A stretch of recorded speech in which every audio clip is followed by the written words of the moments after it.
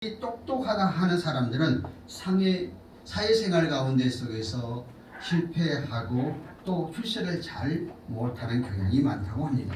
그 이유는 뭘까? 첫 번째는 오만하기 때문에 그렇다고 합니다. 제가 잘났다고 자기가 최고인 것처럼 착각하고 살고 있기 때문이죠. 또 그 다음에 두 번째는 교만한 사람은 반드시 자기가 똑똑하다고 생각하니까 자기도 모르는 사이에 교만이 나와 다른 사람을 무시하는 경향들이 있는 것이죠. 세 번째는 무모함이라고 합니다. 자기가 똑똑하니까 자기가 하면 다 될 것처럼 그냥 밀어붙인다는 거예요. 그러다 보니까 결론적으로 어떤 일 가운데 속에서 성공하지 못한다고 말하고 있습니다. 어떤 사람은 이렇게 능력이 있지만 그 또 능력을 아예 발휘하지 않고 또 성공하지도 못하는 그런 사람들도 또 많이 있습니다. 최근 연구에 따르면 인간의 뇌에 그 능력은 대형 백과사전을 40대의 애국어를 다 외우고 또 백과사전에 그것을 다 외울 수 있는 그런 머리를 갖고 우리가 인간이 갖고 있다고 합니다.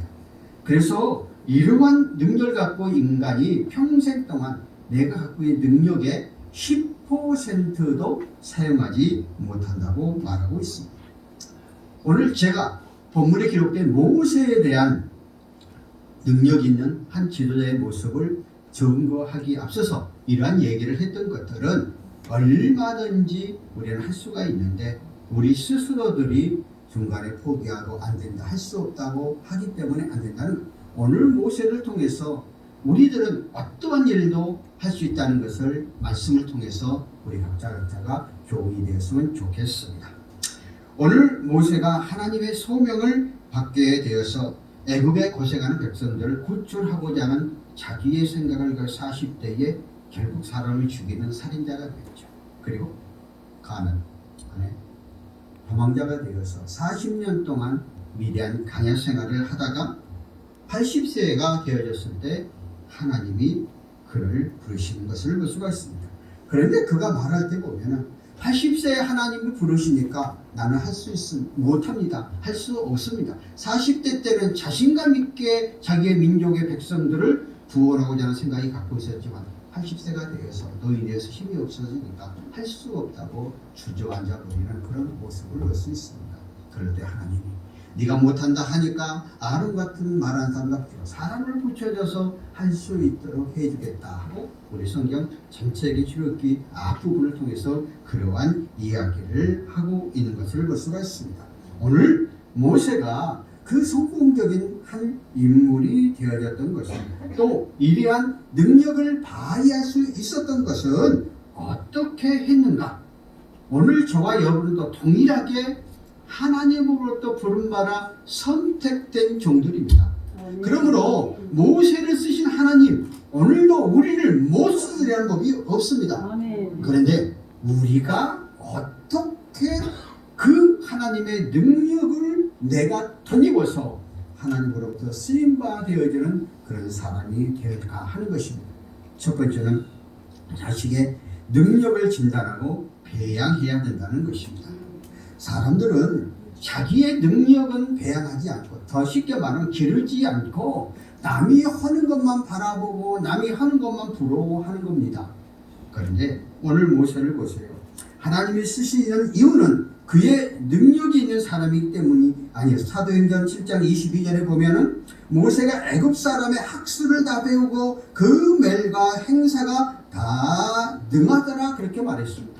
모세는 이미 40세 이전에 애굽의 바로의 공주의 양아들로 들어가서 그때 당시에는 애굽 오늘날 말 이집트의 최고의 학문이었습니다. 최고의 그때 당시에 그 문화였습니다. 이것을 40 이전까지 다 배웠다는 것입니다.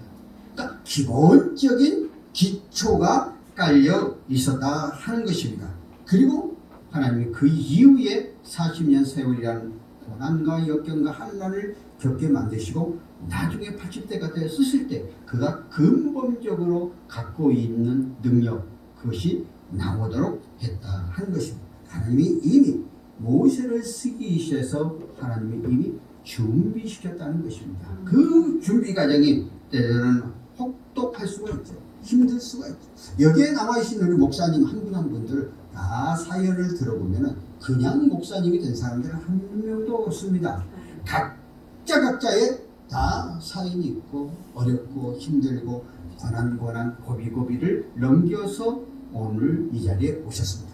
그런데 우리가 마지막까지 쓰임받기 위해서는 계속적으로 내가 갖고 있는 능력을 계속해서 배양해야 됩니다. 발전시켜 나가야 한다 하는 것입니다.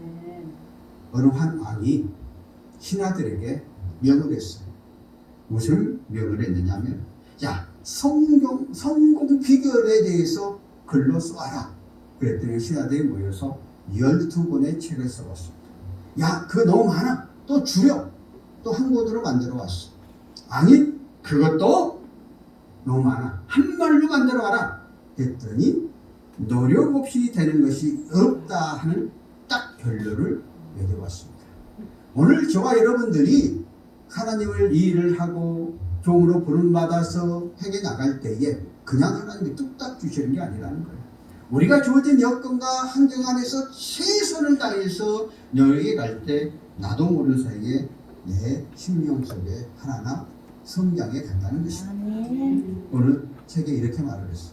십자가 없이 면류관이 없고 가시 없이 보좌 없고 고통 없이 승리가 없다. 시편 기자는 눈물 흘리며 씨를 뿌리는 자는 기쁨으로 거두리라. 울며 씨를 뿌려 나갈 때에 정녕 기쁨의 달을 맺어져 간다는 것입니다. 그러므로 여러분이 목회 현장 가운데 속에서 수없는 없는 부딪힘 속에 갈 겁니다. 그런데 그러한 가운데 속에서 계속해서 나를 배양시켜 나가면 하나님께서 우리의 삶 가운데 속에서 우리를 쓰셔 나가야 된다. 능력을 배양한다는 것은 내가 끊임없이 배워 나가야 된다는 것입니다. 제가 천안에서 그 기독교 이해 과목을 가르치는데요.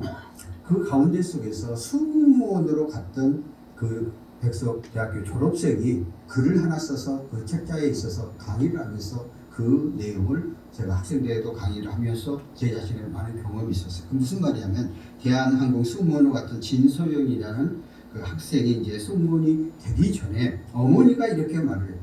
어머니께서 꿈을 꾸고 깨어 기도하라. 그래야 너도 없이 기도하는 만 하는 것은 도둑의 마음 같다.